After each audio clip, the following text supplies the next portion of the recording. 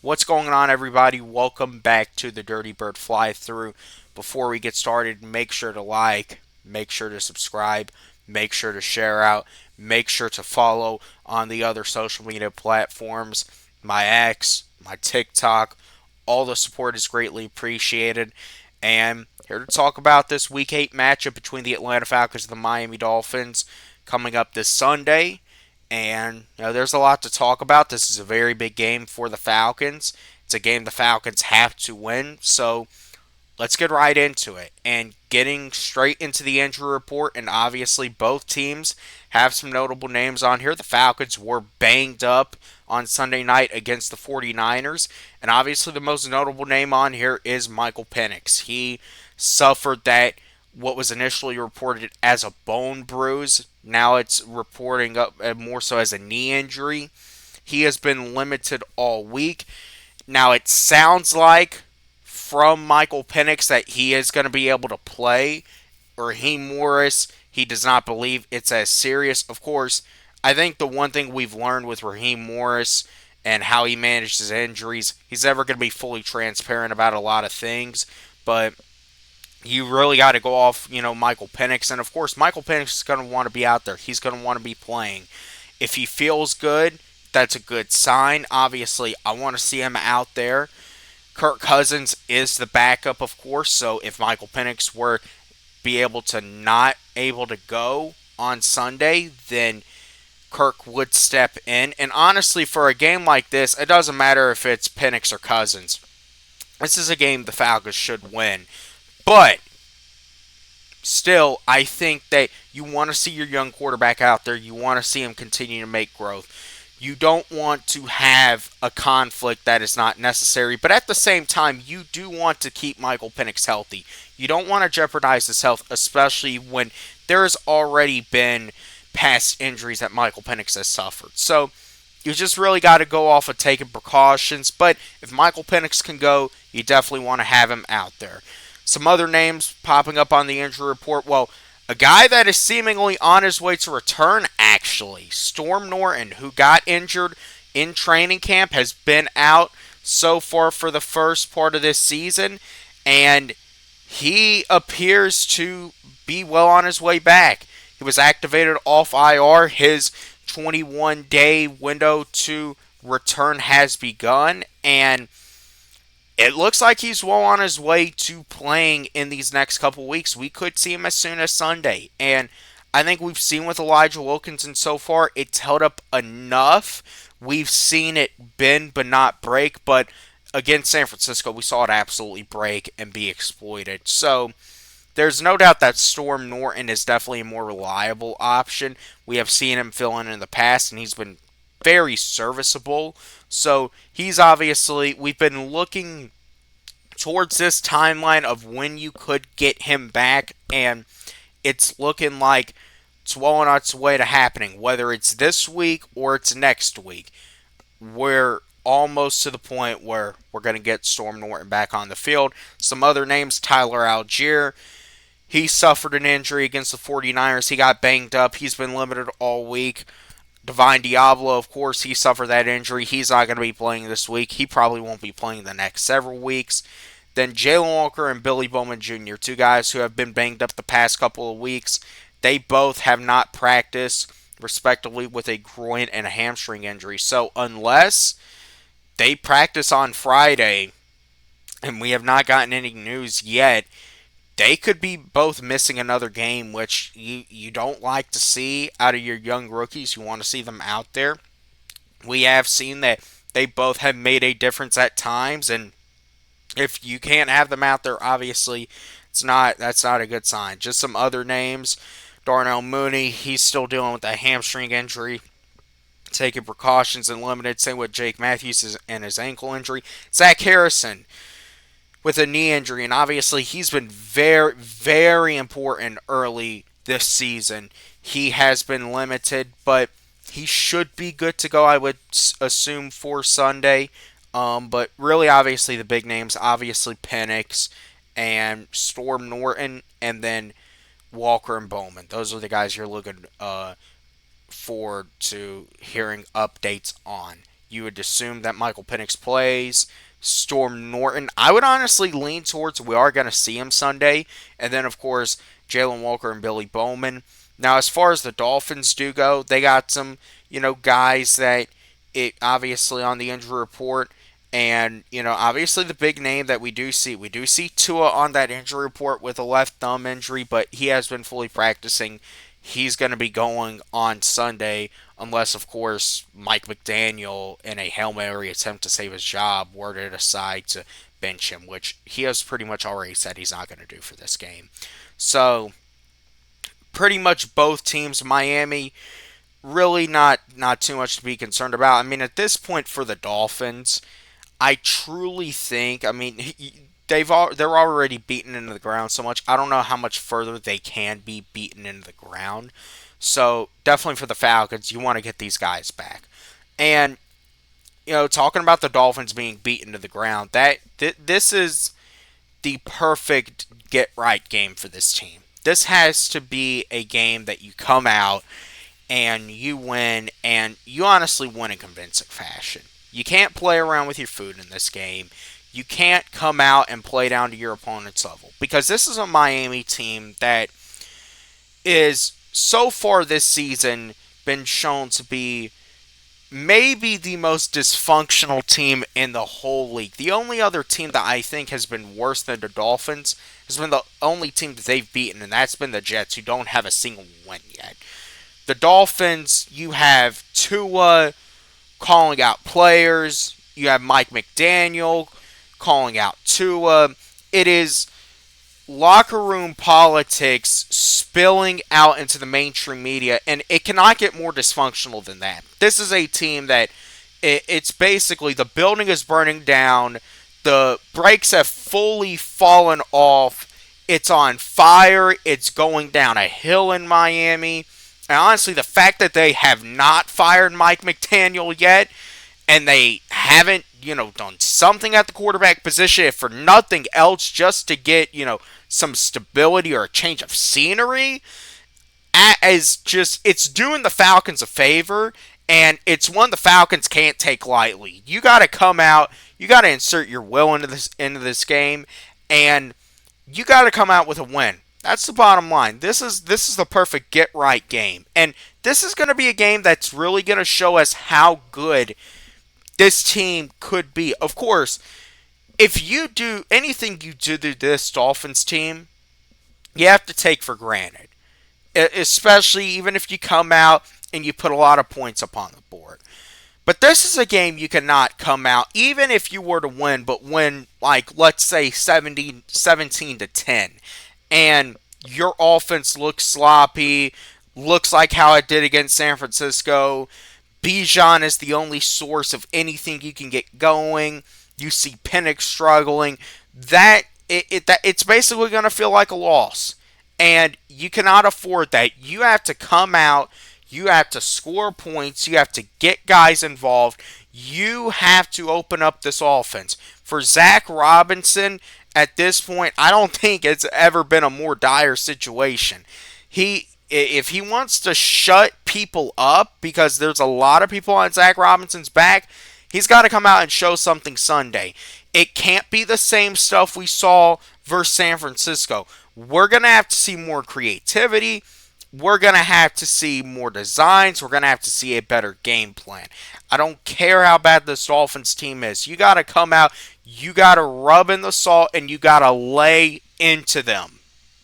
Now, talking about the defense side of the ball for a second, and the Divine Diablo injury, that presents an opportunity. It's a next man up sport. We all know that. Presents an opportunity for several guys. Most notably J.D. Bertrand, who we saw fill in on Sunday night after Diablo went out. Also for Josh Woods, who made the Falcons roster out of training camp, and he has been a depth linebacker.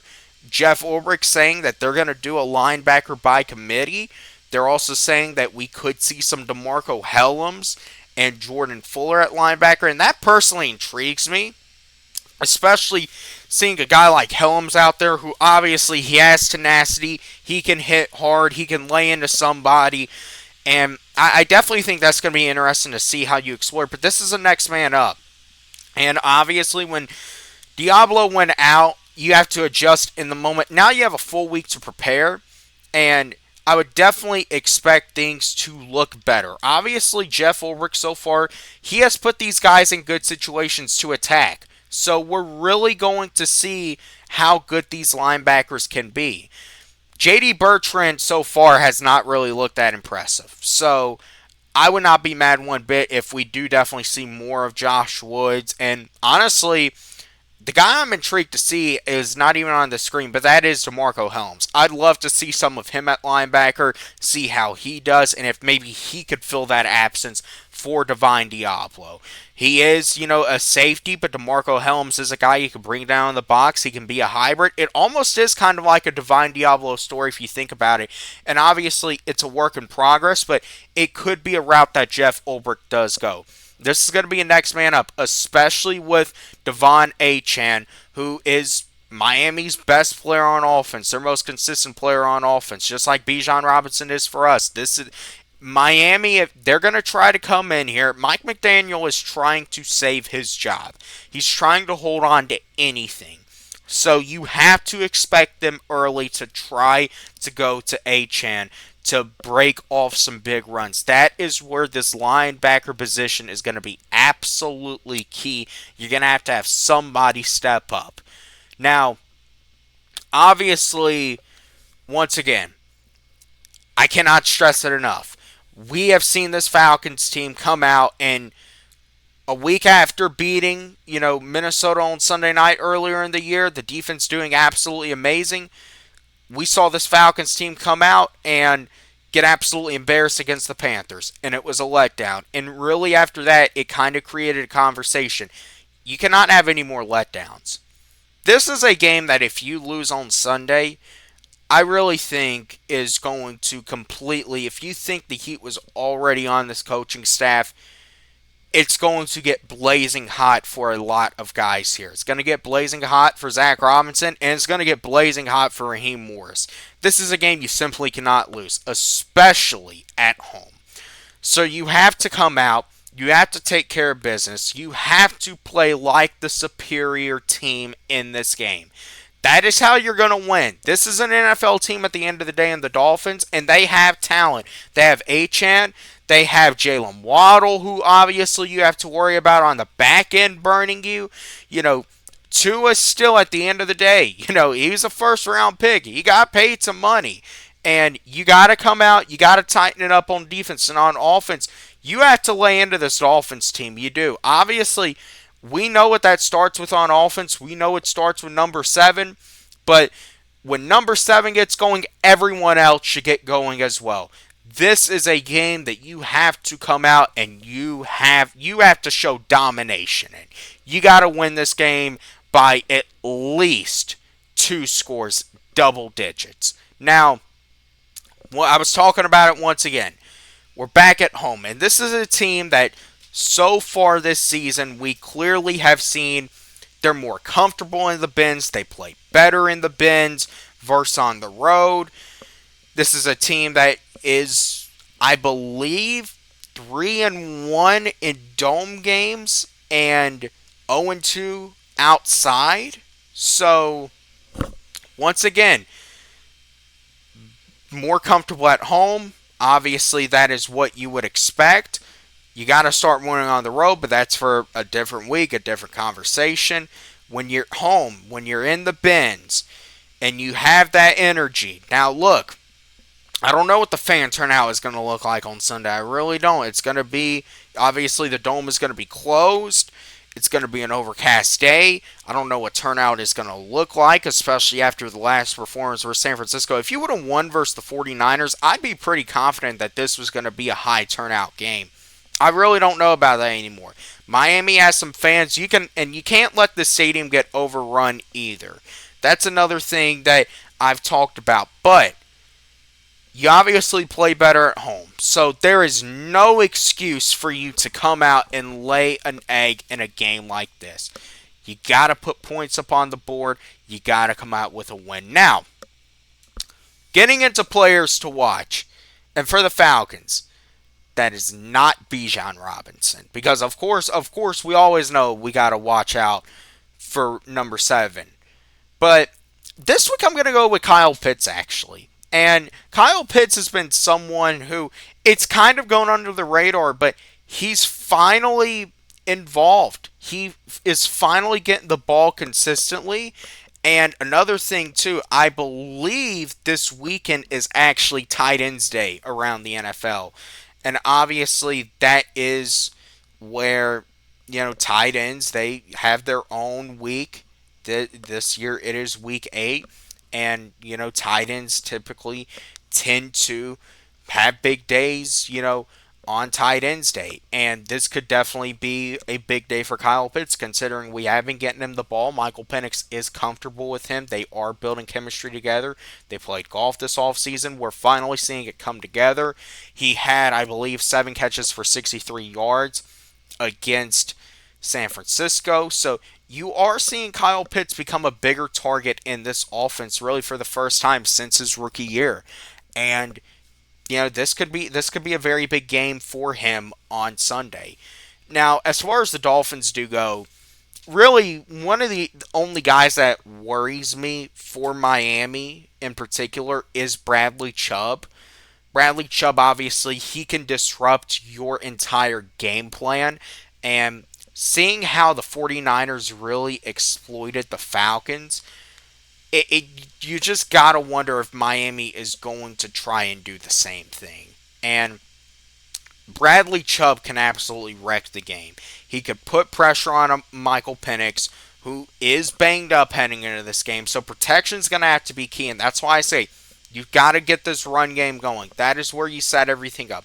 That's how you set up play action. You need to get some quick passes going. You got to open this playbook up. That's the bottom line. Look, this might be a 1-16, but that doesn't mean that you just put in the 30% effort and you expect to come out with a win. That's not how this works in this league. You got to come out, you got to lay into this team. Bradley Chubb is a guy that you got to look out for. He's going to look to come and disrupt the game. There's a lot of guys on Miami who, outside this coaching staff, they're fighting for, places to play at next year. They could be, potential trade deadline candidates. So, you got to come out. You gotta play this Dolphins team the same way you played Buffalo. You gotta play them with aggressiveness. You gotta play them tough. You gotta come out. You gotta be the better team. Now, of course, getting into the keys to victory. Number 1, running the football. I just talked about it. The run game. The run game is the identity of this team. That is how this team wins football games. When you get Bijan going, when you allow Tyler to go in there and absolutely wreck defenses late in the game. That is your game plan. That is where you thrive. And you got to come out, you got to do that here. That is, sometimes you got to keep it simple. You want to open up this offense, but it starts and it ends with the running game. And the running game can open up so much when you actually use it consistently. It can't be another day where Tyler and Bijan only combine for 18 touches. Both of these guys, each game should be combining for at least 30 touches. That is the way that you win. And that is what can open up a lot more on offense while taking pressure off of Michael Penix. So, got to run this football. Secondly, you got to win up front. This Miami team, look, they're going to come out, and once again, this is a team that knows that everyone is on the chopping block. So, they have to come out, and they got to win this game. They got to win this game if they want it. Forget playoffs, forget any of that. They're just looking to get another win. So you gotta win this thing up front. The 49ers exploited a lot about the Falcons' weaknesses up front, really on both sides, but especially the offensive line. So you gotta win this battle up front, because if not, that's gonna make this day a whole lot harder than it should be. And third and finally, I was just talking about it earlier, I alluded to it. You gotta insert your will. You essentially, you have to kick the horse while they're already down and injured. You got to put them fully out. So, getting into my final predictions about this game. Listen, this is a game that the Falcons they need to come out. They need to make a statement in. This cannot be a spot where you play around with your food all day. This can't be a spot where you keep Miami in this game. You have to come out. This should not be a close game. I'm going to pick the Falcons. I'll say 30-13, but honestly, I don't even think it should be this close. I think I got the Falcons winning by 17. I really think the Falcons could win this game by 20 plus points if they just come out and they take care of business. But at the end of the day, you do got to account for some things, of course, happening. This is the Falcons. They're not always the most consistent team, but I do think the Falcons will win this game. Get back over 500. With that being said, appreciate everyone for watching. Remember to support whatever way you can. And hey, let's get this one on Sunday. Appreciate you all for watching. I'll see you all in the next one.